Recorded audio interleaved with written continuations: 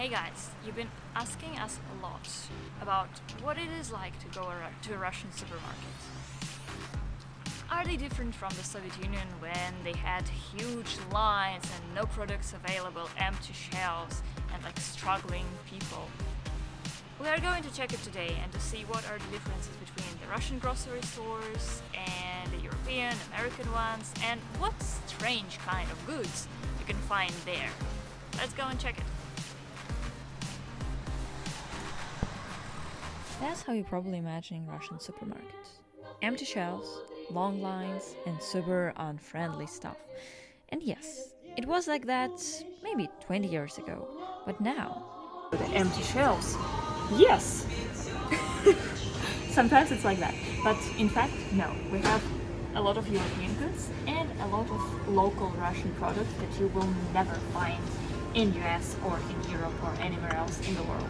So let's go and see if these are grocery store foods in Russia.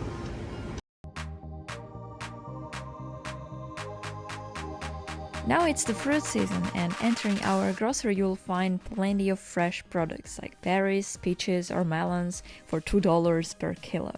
I can just eat them the entire day in the summer and nothing else. It's the best treat in hot weather like today, plus 34 Celsius. Soon is the season of melons and watermelons. Usually we get them from Uzbekistan. If the sound is voiced, the melon will be tasty. So in Russia we have this thing called Sukhariki, which are dry breads, like little dry breads. And I don't know if they exist in US or anywhere in Europe. Have you seen them anywhere, Nikita? I haven't. Yeah, me too, I haven't. So they look like this, like little dry pieces of bread. And this flavor, you probably never seen anything like that, because that's what we call holodetz. Which is? Like meat jelly with the horseradish. Here it is. So yes, that's what you should definitely buy when you're in Russia. And one more thing. We have beer here, which you cannot buy after 11 p.m. After 11 or after 10? I don't know. I don't drink beer. Yeah, me too. I don't buy alcohol, unfortunately. But we have some time in Russia when you cannot buy the alcohol products, and you can only buy them when you're after 18 years old. So you always show your passport at the counter, and at night you're not allowed to buy any alcohol.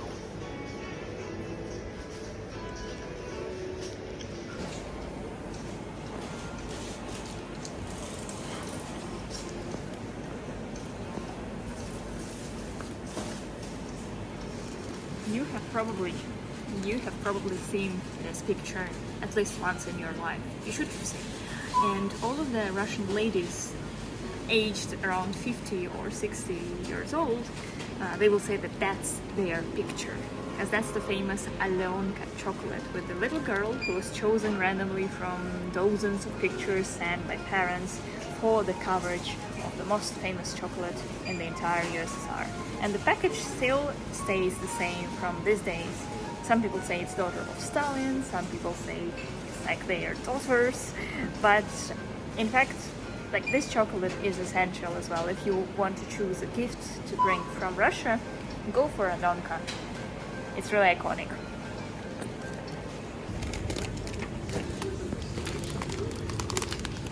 Buckwheat, an essential treat for all the healthy Russians, and also it's considered a healthy food in Europe and USA. I recently met a man who said that he is on the buckwheat diet, and he's Turkish. So now it's like a trend for all of the healthy lifestyle guys. But here in Russia, this is the old traditional grain that we eat all the time, and we really adore it. We drink it with milk, so in fact it's like a dessert for us sometimes, but most of the times we eat it with vegetables and meat, and it's like really good to go. And it's not expensive here. I know that in Europe it's like more than 10 euros per pack, like that. Here it's just $2.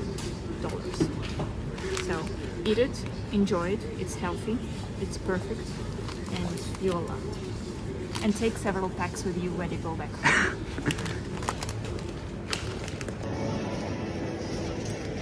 And these are actually one of the best desserts that I've ever tried. It's the cottage cheese, and on top of it you have chocolate.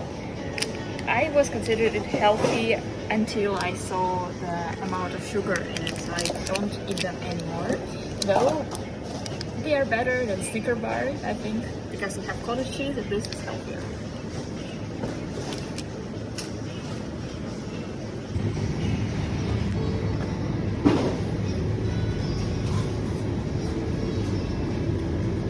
And yeah, this entire shelf, like all of these bottles standing here, they have Kefir on it. And Kefir, it's a very cool drink that you can find in Russian groceries, and you will never find it in Europe. I don't know about US, but only in Russian stores probably.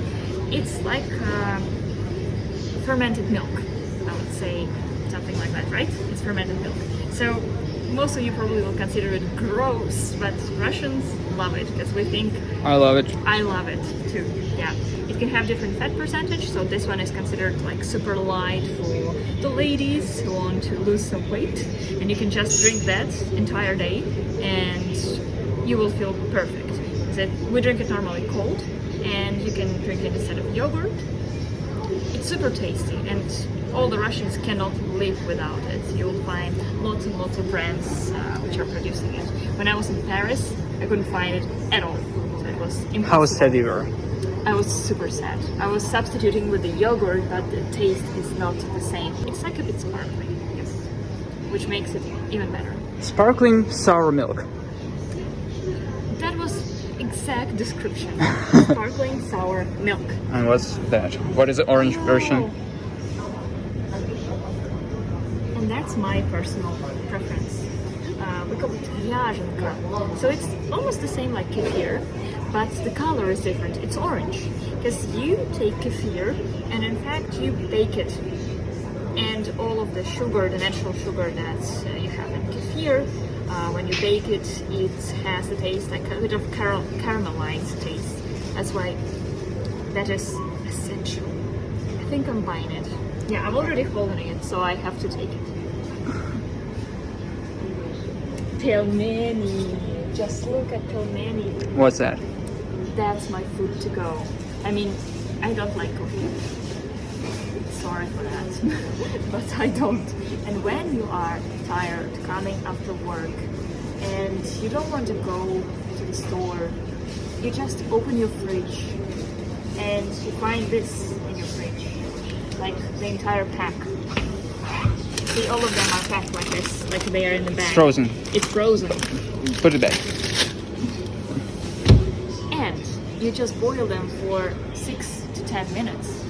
And voila, your food is ready. So it's like for the bad housewives, you have Pelmeni, which Russians consider their traditional dish, but I know that most probably it came from Asia, where it was easy to store them, and Chinese dumplings are something very similar to our Pelmeni, but our Pelmeni should come with meat, beef and pork in the compilation.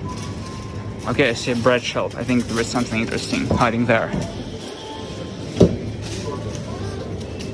Tell me about this one. Oh no. Yeah, this one. Oh yes. So you see, it's called like the whole grain bread, right? It's something like that, the whole grain. And I know it's a big trend in the European countries now, not eating wheat. And our bread is coming from different types of grains, but it's considered like the best option to eat with your sausages or with butter. And the Russians don't. I love how it smells. This bread has some smell. And before, people considered that the white bread like that, it's kind of luxury bread. It was back in the time before the revolution. This was considered like the clean bread for the royalty.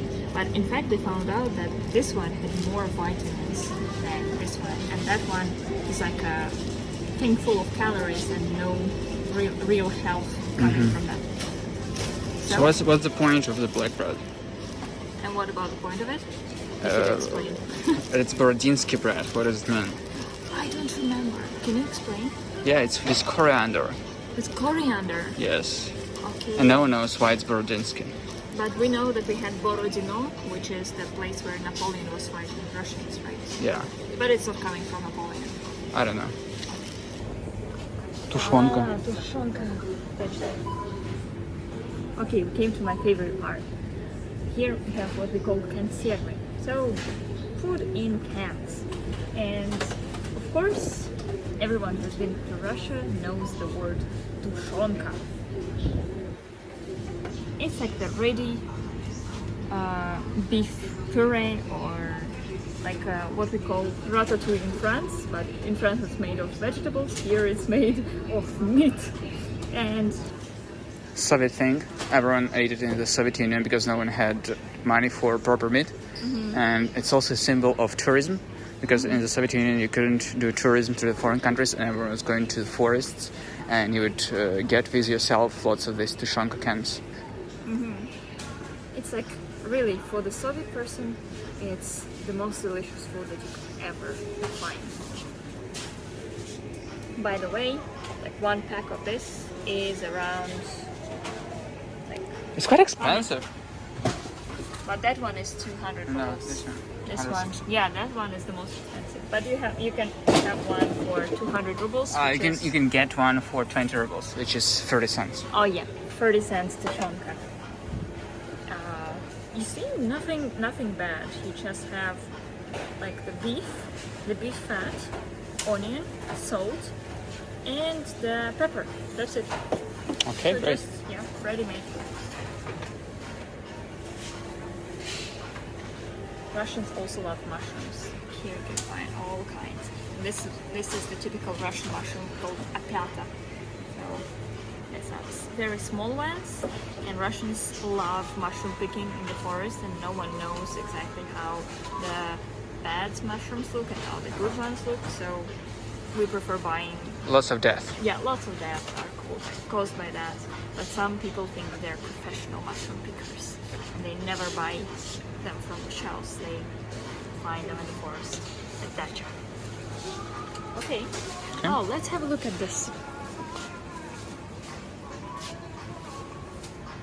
Have you ever seen not washed vegetables in your supermarkets?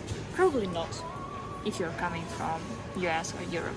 Here in Russia, they are much cheaper than the washed ones, and if you buy the washed ones, you're considered like a bourgeois, because your grandma and mother will say, "Are you crazy? Can't you wash them? You have hands, you have water, whatever." So we buy them dirty. There's a title. Yeah, That's we the buy title. them dirty, and you see it's everything: the carrots, the beetroots. So, in fact, you have to wash them yourself, and just per kilo, it's like $1 each.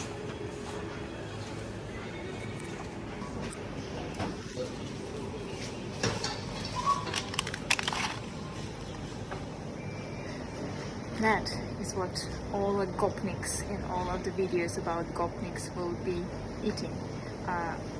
It's like a treat for Russians. We eat it instead of chips and crisps. So what's it? It's the sunflower seeds. So we buy them actually in the shelves, and the idea is that you are cracking the shelf with your teeth and eating them, and you will never see them polished already for you. So that's how Russians are treating themselves with the snacks. We have very special ones. We call it mors. I will hold it. So mors is with the different types of berries that you can find in Russian forests, in taiga. And so this one is called in Russian klippa. It's cranberry, but you can also find different ones with blueberry, blackberry, etc., etc., etc. And in Russia we adore mors. It's food to go, really. You take it everywhere for the picnics.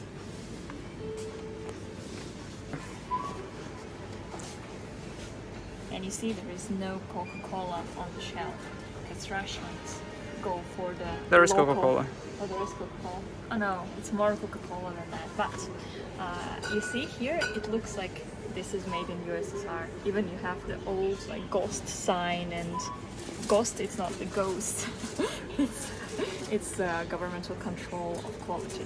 But glass bottles and this cool sound, it's the traditional Russian drinks. We have duchess, we have barbaris, we have limonade, etc.